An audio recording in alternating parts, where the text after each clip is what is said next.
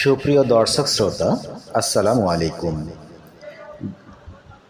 উপজেলা নির্বাহী অফিসার মোহাম্মদ ফয়সাল আহমেদ, তিনি অত্যন্ত ভদ্র ও সংস্কৃতিমনা মানুষ বটে।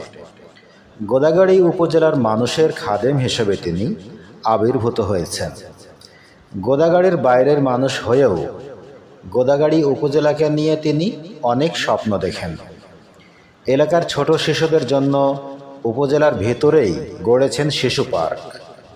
বিকেলে শিশুদের খেলার জন্য স্থানটি হয়ে উঠেছে আদর্শ মাধ্যম। অনেক পিতামাতা সন্তানদের নিয়ে এখানে আসছেন বিনোদনের জন্য।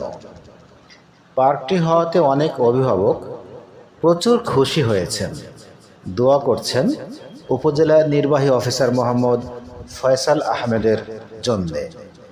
এতক্ষণ সাথে থাকার জন্য অসংখ্য ধন্যবাদ।